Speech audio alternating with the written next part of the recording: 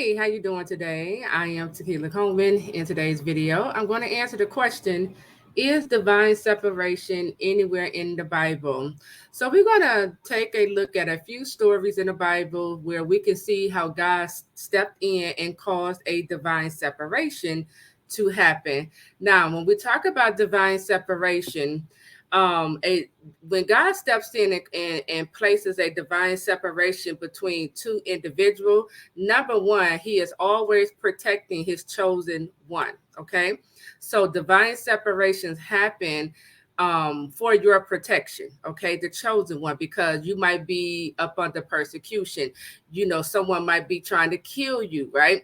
And so God will step in, cause a divine separation between you and your enemy. Okay.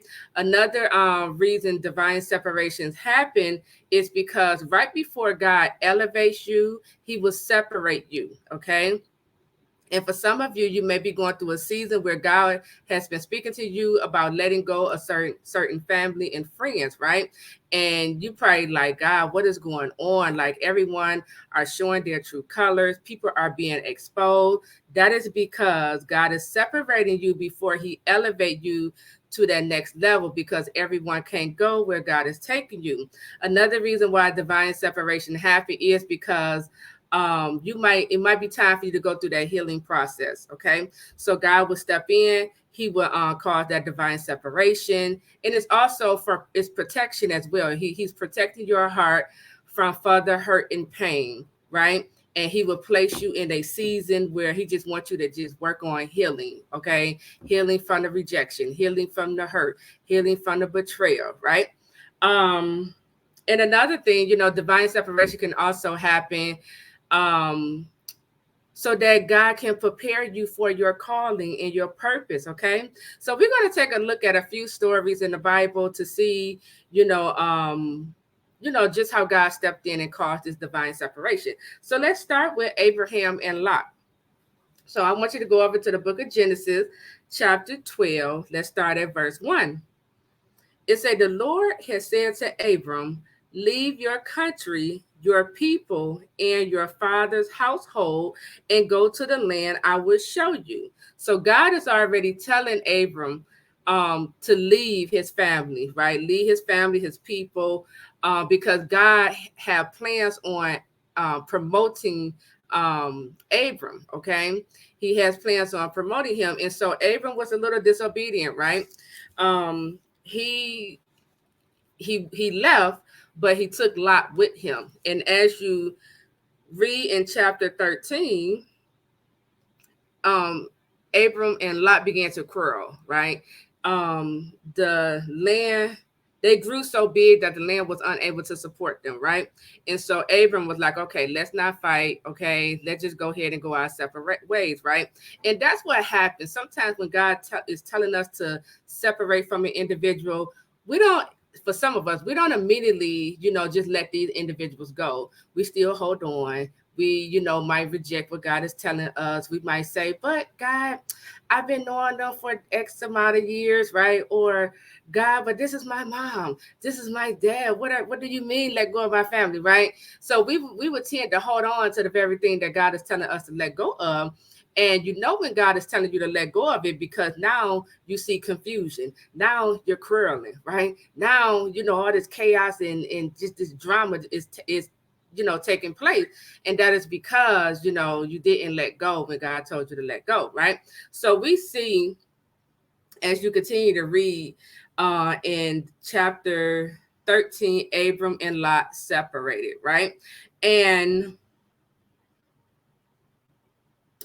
right after the separation is when God began to reveal more of this elevation. So let's read this at Genesis chapter 13, starting at verse 14. The Lord said to Abram after Lot had parted from him, lift up your eyes from where you are and look north and south, east and west. All the land that you see, I will give to you and your offspring forever. I will make your offspring like the dust of the earth, so that if anyone could count the dust, then your offspring could be counted. Go, walk through the length and breadth of the land, for I am giving it to you. So he couldn't reveal this to Abram as long as he was connected to Lot, right? Because like I said, everyone can go where God is taking you, right? So that's the first divine separation we can see in the Bible. Now let's go over to Joseph, right? Genesis chapter 37. So we all know the story of Joseph. You know, God gave him a dream basically of his purpose and calling, and he shared that dream with his brothers. And they got very, very jealous of his dream.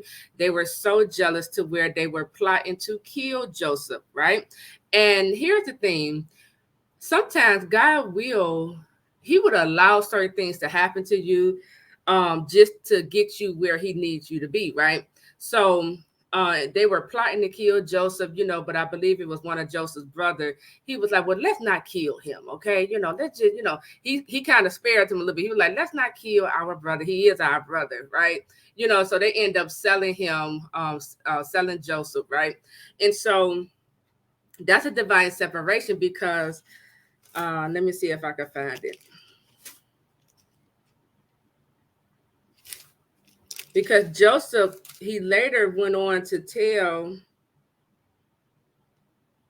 here it is right here. In Genesis chapter 45, verse number 5. This is when Joseph, is now that he has been reconciled with his brothers, right? He said, and now do not be distressed and do not be angry with yourselves for selling me here, because it was to save lives that God sent me ahead of you.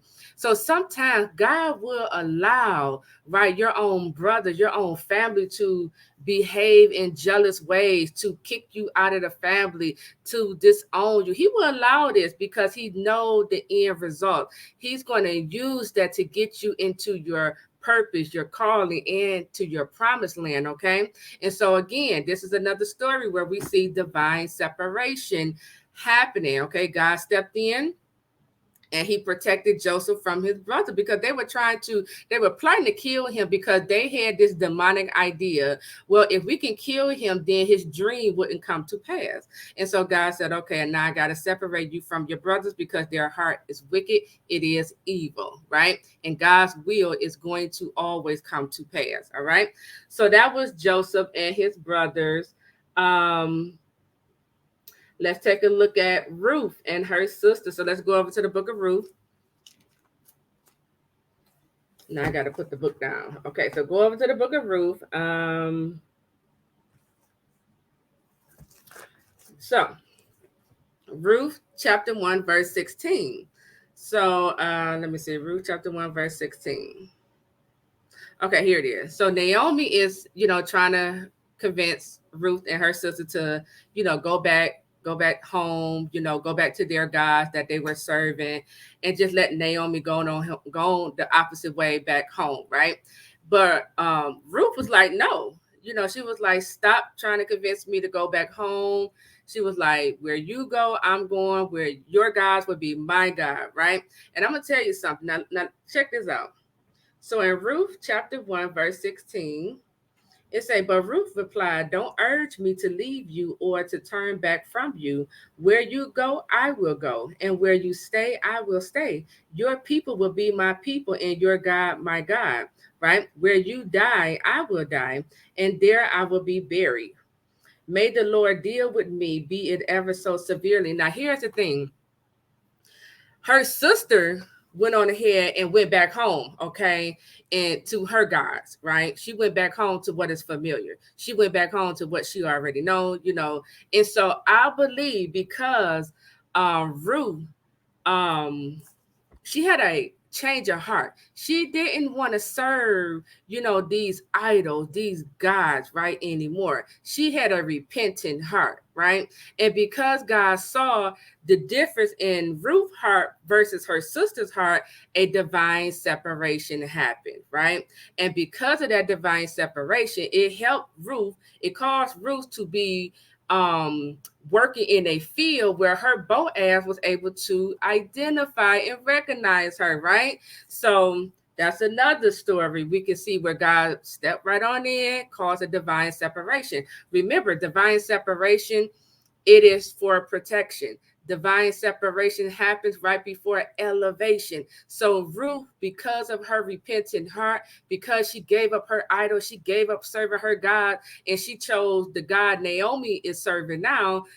God, he said, okay, because there's blessings for obedience. So he was basically allowing Ruth and her sister to be separated, to go their separate ways, so that Ruth can go ahead and walk into her blessings. Okay. Another story, Hagar and Sarah. So let's go back over to the book of Genesis. And we're going to start in chapter 1. Genesis chapter 1, verses 8 through 12. So, we know the story. God promised Abram that he promised him a promised child. Okay. He told him that Sarah was going to bore him a child in their old age, right? Sarah got a little impatient. She came up with this demonic idea that they can have that promised child through her maid servant Hagar, right? And so she gave Hagar to her husband. He slept with her, and Hagar bore the child Ishmael, right? And so here's the thing. Genesis chapter 21 talks about the birth of Isaac. Now, when we start, let's start right here at verse 8. It says the child grew and was weaned. Now they're talking about Isaac. The child grew and was weaned, and on the day Isaac was weaned, Abraham held a great feast. But Sarah saw that the son whom Hagar the Egyptian had born to Abraham was mocking, and she said to Abraham, "Get rid of that slave woman and her son, for that slave woman's son will never share in the inheritance with my son Isaac." Verse 11, the matter distressed Abraham greatly because it concerned his son. But God said to him, "Do not be so distressed about the boy and your maidservant. Listen to whatever Sarah tells you, because it is through Isaac that your offspring will be reckoned." So we can see right here, this has to do with Abraham's children. Okay. And God even stepped in and gave, like the final say so to Abraham, like, listen, don't be distressed over what your wife is saying to you, right? Because Ishmael was mocking Isaac, right? It was creating tension, chaos, confusion, and then that also communicates that there was some jealousy, okay, going on in here. It was all out of order, okay? And so God, we just read, God is confirming to Abraham, go ahead and let your maidservant and your son, with this woman go, and as you continue to read on, you will read how, they separated. Okay. So that's another divine separation, because Isaac, he was the promised child, not Ishmael. Okay. And God is not going to allow anything or anyone to come in between what God, is raising up. He's not going to allow anything to come in between his promises. Okay. And so I believe that's why he um went on ahead and gave Abraham that final say. So, like, go ahead, don't be distressed over what your wife Sarah is telling you. Go ahead, So that's another one. And then, we read about Saul and David, right? In 1 Samuel 19. Let's turn over here. 1 Samuel.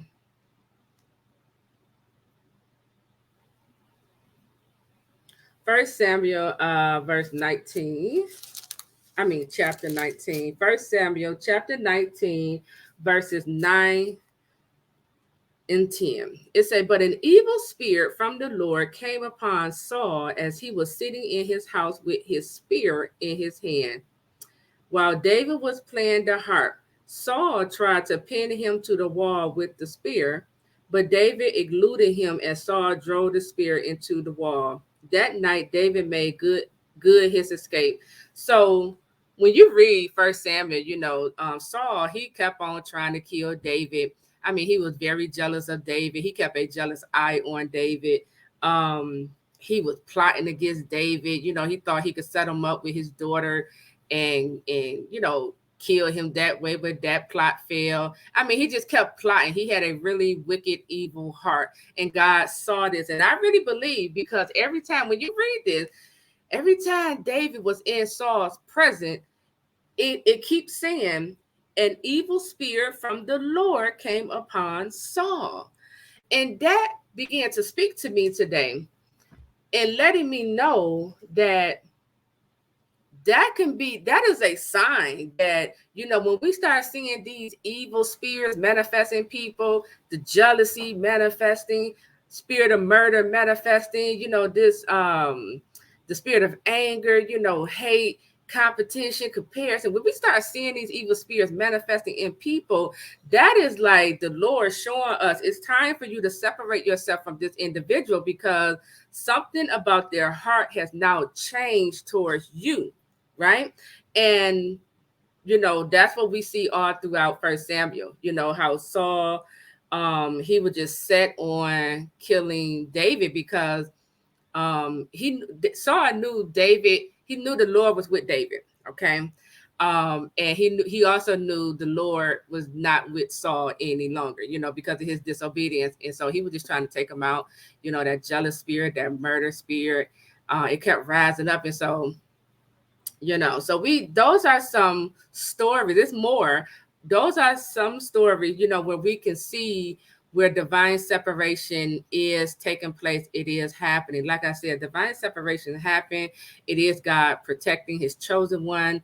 You know, God will cause a separation before he elevate his chosen one. um you know, divine separation can be a time of preparation where you are preparing for your purpose and calling. Divine separation is a time where God will place you in, you know, this season of just healing, right? Growing in character, right? So to answer your question, is divine separation anywhere in the Bible? Yes. Yes, it's all over the Bible. You just have to read it. Okay, so that is it. I am Tequila Coleman. Like this video, subscribe to the channel, and leave me a positive comment. I will talk to you all real soon. Take care.